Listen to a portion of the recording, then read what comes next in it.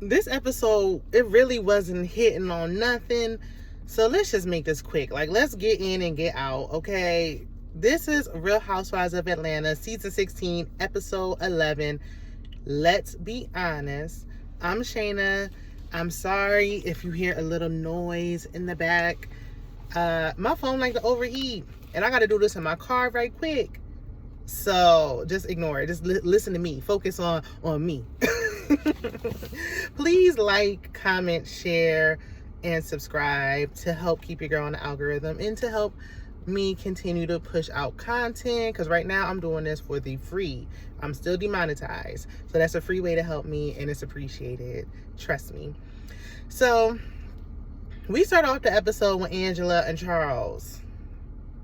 And y'all, if you've watched my previous reviews, you know I'm one of the ones who feel like Charles really don't like Angela. But, you know, I digress. Like, he might love her, but I don't know if he'd like her. You know what I'm saying? Like, I don't know. So, she gives us, you know, a rundown of Charles' current resume that nobody asked for, or at least I really didn't care about, but I digress. They have some playful banter. Playful on her side, because I don't think he was playing. Like, she said that's their love language, and he got an attitude. So it's above me. I'm just saying, I don't want to love like that. I don't want, when y'all be saying y'all want that old school love, and then y'all say Charles is old school, I don't want that. Like, not that. I need my man romantic. Okay? Anyway, she asked him for a kiss. He acted like it pained him to kiss her. Like, dang on, she didn't ask you for a liver. She asked you for a kiss. But, okay. The producer asked him, because now he's sitting in the confessional with her. Dennis was more excited to sit next to Porsha, but, okay, child. The producer asked if he loves his wife. And everybody on mute. Okay, shout out to Beyonce in that mute challenge. It was silent. You could hear a pin drop. Okay, I thought we was in the library somewhere. But, again, I know y'all say he's old school. A lot of husbands back in the day, and present day, current day, like today's date, and tomorrow too, don't really like their wives. Like, every husband just ain't in love with their wife. Like, some people just get married for convenience or other things. I ain't saying that's what's going on here, but I wouldn't be surprised. Like, sometimes they just marry you out of obligation. I've heard men say they've married, like, when they was ready to get married, they married who was around when they were ready to get married. Not necessarily for love. Because it's given, like, I got love for you, but I ain't in love with you, baby. Okay, that's just me. Y'all let me know what y'all think. Now, maybe it is, and maybe that is how he shows love, which is not showing it at all. I'm just saying that wouldn't work for me. Okay? And I had to have tough conversations where I felt like, okay, you ain't really being romantic enough. And I think if he cares enough about you, like, he'll try to make some changes. But, you know, Charles giving stubborn, I ain't gonna change. It's my way or the highway, girl. They discuss Angela's sister. Her sister clearly don't fool with her, because we didn't even hear her name. We didn't see no face, no trace. Now, Angela mentions her former tax business. And I like Angela. This ain't no shade. But the streets was talking, and they said Angela used to scam, allegedly. That's just what they said. Okay? And they do live in Atlanta, home of the scammers. Okay? So Shamea meets with Cynthia. And Shamea is in tears about Porsha. I get Shamea feeling a way that Porsha addressed her publicly. I get that. I understand why she feels upset, because she feels like this should have been a private conversation. And I think so too. Even though it was brought up publicly and Porsha addressed it right then and there. Shamea said everyone at some point has said Porsha isn't a good friend to her. I mean, at this point, how many times do people gotta say it? Like, she just like to be there. Like, I feel like everybody just stop saying it. Stop saying it. She love it there. She wants to be there. She don't want to get off Porsha's lap. She wears her lapdog trope with pride. Let her be there. Okay? Like, but, I mean, Porsha's not a good friend. End of story. Cynthia compares Porsha and Shamea's friendship to her and Nene.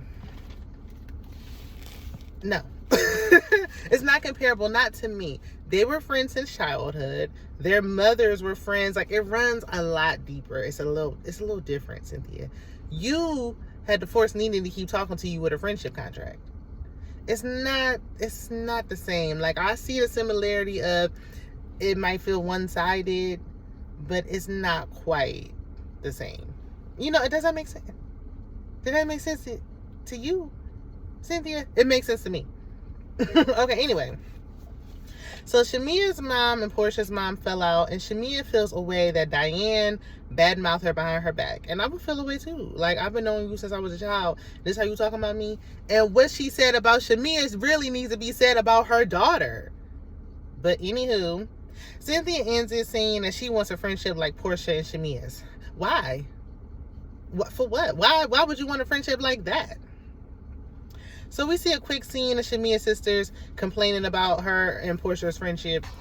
And then Cynthia, Porsha, and Angela go bowling. They're all terrible. They all trash. And I'm competitive, so, I don't play games when it comes to stuff like that. Angela, she made a joke about needing bumpers. And Porsha was like, girl, you too big for that. And y'all know she like to act like Angela, she called her Big Bird. And she just act like she's just so big walking around. Porsha, you getting on my nerves with it. Why are you acting like you and Angela are not about the same size? Like, y'all about the same size. Like, height, like, figure. Like, y'all right there. Porsha, you are not short. You are not slim. Like you're not petite, little, small. If Kelly would have been like Angela so big, then I would have been like, okay, maybe. Porsha, shut up. Girl, shut up. So the ladies are obsessed with Porsha's booty. Why? I don't know. Y'all live in Atlanta. Y'all see big BBLs all the time. Like, what's the big deal? But okay. Porsha tries to pull on our heartstrings by saying Pilar asked for Simon. So she texts him and he left her on red. How many times will he leave you on red before you get the point? How many times do I gotta hear this? How many times does he have to leave you? He's not even just ignoring you and that's it. He's leaving you on red so you know that he knows that that he sent the message and he didn't respond to it. Everybody knows. You keep doing it for what? And she be lying so bad. I don't even know she really sent something, but Stop bringing anybody around y'all children. Lesson learned, right? The takeaway is stop bringing any old body around y'all children. Like, I know that was her husband, but when your husband was somebody else's husband when y'all met, that might not be somebody you want to bring around your children. I'm just saying. Do I think Pilar asked for him? Yeah, I think she did. She lived in the house with the man. She was sitting on his lap. I'll never forget that Porsha had that girl sitting on that strange man's lap, ever. Do I think she asked for him? Yeah, probably. Do I think Porsha's dragging it? Absolutely. It's over. You knew it was over before it started. You knew it was over when you signed up. You knew you wasn't going to stay there long. So Porsha tries to play up this, I'm fragile. I can't deal with this. I can't deal with the Shamea thing because I'm so fragile from my divorce. This is not your first go. She more upset about this than she was with Cordell. Like, girl, you dragging this. I know you can't really use this for your storyline. So you're going to be like, I'm so fragile. It's just such a touchy subject. You was only married to him for a hot minute. You ain't had no kids with the man, nothing. It was only, had it even been a whole year? Like, girl, anyway, enough is enough. Drew is going through a divorce. Kelly is going through a divorce too. And you ain't have no empathy nor sympathy for them. It's just hard to have empathy, like for me to have empathy for Porsha when I feel like, this is just my feelings, that this is all a game and a plot that Ty set up to come at us with the bulls. Okay? You knew it wouldn't last. This was fake. Now, Porsha doesn't like the narrative that she's a bad friend. Porsha, several people have been saying that over the years. This is not new news. Everybody knows this. The only one who's fighting for y'all friendship is Shamea. And I don't know why. So Drew is on the phone with her mother, she said she's almost 80 years old. Y'all know what if you don't know now, that's because I really think that Sister Allison is the mama's sister and her mama is the mama grandma, but that's all alleged. I digress. That's just what I think. So Ralph wants Drew's lawyer removed from the case. And he claims that he's the rightful owner of Drew Sidora LLC. Drew Sidora, isn't Sidora like her middle name or her maiden name? Like, it's not even Drew Pittman. Like, the nerve. Drew's lawyer started a new company when Ralph said he wanted ownership of Drew Sidora LLC. So she went and started another company. And now he wants 40% of that. Ralph wouldn't be the only one getting rid of that lawyer. I too would want, if I was Drew, I would be wanting to get rid of that lawyer too, because why would you start a new LLC when Ralph already trying to get money to old LLC? So now he's just going to try to get both. Like, what were you, a lawyer suggested this? Yeah, you might want to reconsider getting a new lawyer, but I know y'all so far through, like, it's been 2 years. I know it's like, it'll be a pain and an inconvenience, but this lawyer ain't getting nothing done. He's still in the house. We still don't have his financials. And I really just don't see why this lawyer's still around. But Ralph is such a B-A-N. And if y'all don't know, just look it up. He has all of the audacity. How are you going to claim you're the rightful owner of this company? How? She was Drew Sidora when she was on the game. We didn't even know you. How do you have rightful ownership of this? And, again, Drew still doesn't even know about his finances. She said he got money later on. And I'm like, do you know? How do you know? How do you know? No one knows. I don't think he got money like that. And that's why he's making her life hell. So they have separate accounts. Mama was pissed because she feel like he's not helping with the kids financially. And she like, we don't want to help him with them kids. So Mama annoyed because he ain't paying no child support or nothing. And come to find out, he changed the security stuff and had locked Drew out one night. She came back home late and he locked her out the house and she couldn't get in. She had to stay at a hotel. Police. There he is. I would have been calling the cops. You hear me? So we see Angela's mom and she looks pretty. And I heard her mother passed away. So may she rest peacefully. Angela feels hurt because she wanted to take care of her mom, but her mom was like, look, I don't want to live in the house that you got no more. I want my own independence. I'm moving out. There's a reason why Mama moved out. Mama just ain't give up that house for nothing. Like, obviously there was too much friction, too much tension, and all that. Her mom wanted to move out. She didn't move out for no reason. And this is just a side note. I wonder if her mama's nose is what Angela's old nose used to look like. Like, I'm curious to see how she looked before she got... Anyway. So, Angela mentions her family drama with the daughter and the sister and Mama standing up to Charles. And I still don't know what happened. They were sitting there doing all that talking and I'm just as confused now as I was before. Why was Mama arguing with Charles? Because somebody didn't clean up the kitchen? That can't. So you start talking to him for 3 years.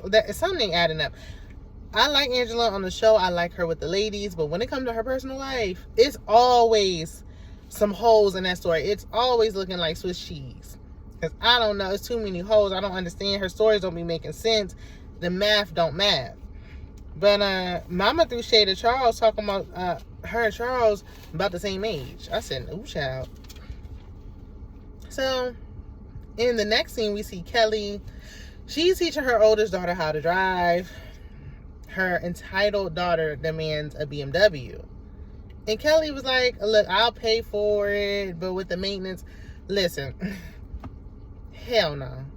Your ungrateful behind is not going to demand that I get you anything. You're going to be grateful for whatever I give you because I don't have to give you anything. You're not obligated to get no car out of me. Especially up there. I want a BMW. Girl, do you know how much the maintenance costs on a BMW? Okay. They would have had to cut the camera. They would have had to cut the camera because there would have been a little tussling going on in that vehicle. Because, girl, who are you talking to? Okay. Now, my son, he's 13, so he'll be coming up on driving age very soon. I always said I would get him an older Honda or a Toyota. I'm talking about like early 2000s. I don't want it with all the safety features. Even though the safety features are good, yes, they help, but I want him to learn how to drive without relying and depending on the safety features. Like, I need you to really learn how to drive. When you're taking a driver's test, they don't got all them frills and thrills up in the car. Ain't all that ding, ding, bling, bling. Ain't all that stuff ain't going on when you driving that old car. So something happening, the camera ain't working, you need to know how to back up and park and all that stuff. But and they got the CarPlay stuff that you can add to like older vehicles. So it's like, when I feel like you getting comfortable, then we'll add all that, or get another car or whatever. I also really don't want to teach him how to drive. Like, I do not want to do it. I don't want to do it. No, my anxiety. No, I know I would be hanging on to the side like, oh, no. So her daughter said she already knows what she gonna do when she graduates. She gonna help out with the restaurant. I mean, that's cool and all, but now Kelly got to pay her and get her BMW. Girl, please. Okay, anyway, we ain't even hardly see Brittany. It was a nice Brittany-free episode, and I was appreciative. So Drew sits down with her mom. Again, this is like a mom-heavy episode, I guess. Her mom looks really young for her age. She looked good. And Drew said that she and Ralph are better now as co-parents, even though he tries to take all her money. What are you talking about? You ain't no good co-parent of mine, and you locking me out the house in the middle of the night. We can't be friends. Okay? Shout out to Deborah Cox. Mama is confused, as am I, because Ralph can't be a good co-parent when he treats Drew so horribly. This man is suing you, trying to take your money, trying to kick you out the house, trying to do this, trying to do that. That's not no good co-parent. What are you talking about, girlfriend? So, Mama doesn't agree with their living situation. She says it's hurting the kids. Now, couples separate and cohabitate while they're going through separation all the time. Like, this is not nothing new. This isn't anything new, especially in today's economy. However, Drew leaving every other weekend while living in said house, that don't make no sense to me. Ralph locking her out, that's a no, baby. Now we got to wrap this up, because you can't, there's like a respectful way to stay in the basement and mind your business. Maybe even a separation could have been good. Well, not with Ralph, because Ralph is not the kind of man that one should marry. But sometimes the separation's good. It makes you like, sometimes it can help you work on your relationship and decide, okay, we want to work things out. But he's just being it's getting nasty. And the divorce absolutely has an effect on kids. Absolutely. Because they're in the house. They're not deaf. They're not blind. They see and hear what's going on. Give kids more credit. Mama said the kids are out of control. I'm like, how bad are they? She's like, they don't even listen to me now. So it's real bad. Drew dramatically cries. It did give overacting a little bit. It gave, like, girl, are you like rehearsing for a Tyler Perry movie? Is this for Tubi? What's going on? Y'all know Drew like to pour on thick, okay? So Drew said she didn't know that her kids was being so terrible. How often are you spending time with your children that you didn't know that? Like, she's like, I didn't know there was a change in my kids. You should know that. You live in a house with your kids. You should know that. But anyway, Drew says she feels like she's failing them. And I definitely understand. Been there before. Completely understand what she means by that. Especially when, you feel like you're going into the broken home dynamic. You really do feel like, okay, I failed. But staying with Ralph any longer is a failure within itself. Like, it's just sometimes it takes two people to make it work. You cannot make it work with somebody like him. Okay? So Shamea meets with Porsha for lunch. This is what we've been waiting on. Shamea, throw those jeans away. And I'm going to leave it there. Shamea apologized for discussing the issues with Porsha behind her back. Shamea, you lied and said you didn't discuss anything, and the people was coming up to you and you wasn't saying nothing. Girl, anyway. So Shamea says she feels dismissed, and Porsha yawns because she's so nasty, so rude. Shamea says she wants to possibly salvage their friendship, and Porsha felt that. She was like, oh, possibly salvage. Like, oh, we there? Yeah, we here, girlfriend. We are here, right in the thick of it. So Shamea said that she's heard about Porsha's mother's comments. And I would have been going off on Diane. I'm sorry. Because, girl, I am not one of them. Get somebody else. So she also said, why can't we be the way we are off camera, on camera? Why is Porsha acting different off camera with her friend than she is on camera? And she said Porsha was like, they would have to pay me more money for that. Shamea, please know when to say when. I understand that you like being loyal to the length of the friendship because y'all been friends for so long. But why would you want to be friends? How are you calling somebody your best friend? What kind of best friend would say somebody has to pay me to be nice to you on camera? Girl, you have all the answers you need. And there ain't no, people are putting us against each other. No, Porsha don't like you. And you just have to come to grips with that and let it go. I really don't understand why Porsha is even. I think she's just keeping her a little kind of close just so she can see what's going on because she wants to mimic her life.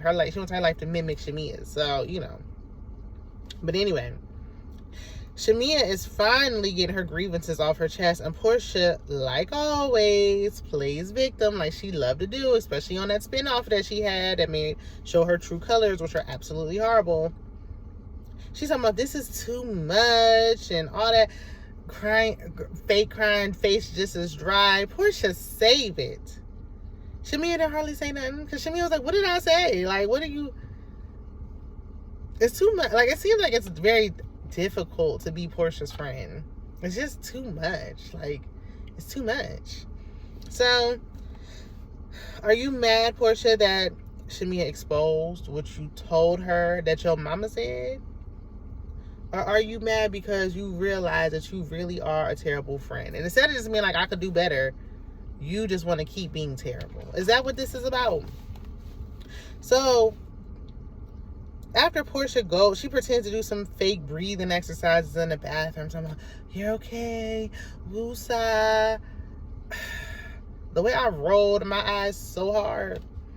So she comes out and she asks for a doggy bag. Because Shamea was like, we didn't have no resolve. And Porsha was like, well, you wasn't talking. Because you ran off. Again, girl, wrap my food up. Wrap my plate up. Take this mic off because I ain't doing it today. But Shamea really wanted some resolve. So Shamea says she basically, in so many words, I'm paraphrasing, said like she feels like she's walking on eggshells when she's talking to Porsha. Which is I don't care what kind of relationship this is. I don't want to be in any kind of relationship where I feel like that. Porsha, while Shamea starts talking, is clank, clank, clank, clank, clank, clank, clank in the silverware. Talking about she don't got no home training. That girl is so rude. Porsha gives a fake apology, basically to shut her up. Like, what can I do so that we can move on from this? Like, girl, what you want me to do? Well, she was telling you while you were click-clacking the forks and the knives. She told you when you jumped up talking about this is too much. What's too much? You don't want to take no accountability. You don't like when somebody tell you about yourself. You are nasty. You are a horrible friend. These are traits about you that you are very capable of changing. People don't want to hear that about themselves, but sometimes you got to look within. It's in you, boo. Okay, this is just how you are, and you can change that. Or not. I kind of want, and I hate to say it, but I kind of want Porsha to cut Shamea off. Because I feel like that's the only way that it will end. Porsha will just not, Shamea just will not leave. She just will not leave, and then she'll just be sitting there like a sad puppy dog every time. Like, even though Shamea been telling little lies and stuff and kind of getting on my nerves, she don't deserve this. But y'all, they act like they made up. I don't know if I missed something. I don't know. Because then she was like, who am I going to call? When you call, it don't seem like Porsha listens. So I don't know why you calling her. But okay. Then we see that Phaedra Low Class Parks is making an appearance next week. So I said, well, the season must be about to wrap. Because we know she came in the last hour. So I heard you was looking for me. Not a single soul was looking for you, girlfriend. No, sister. Nobody was looking for you. We didn't want you on Married to Medicine, and we don't want you here. But she's coming to add nothing. Just bring Kenya back at this point. Might as well bring Kenya to the reunion. Might as well. If we want some kind of spice. Y'all let me know what y'all think about the episode. I mean, I gave y'all the best that I got. Please like the video. I'll see you in the next one. Bye.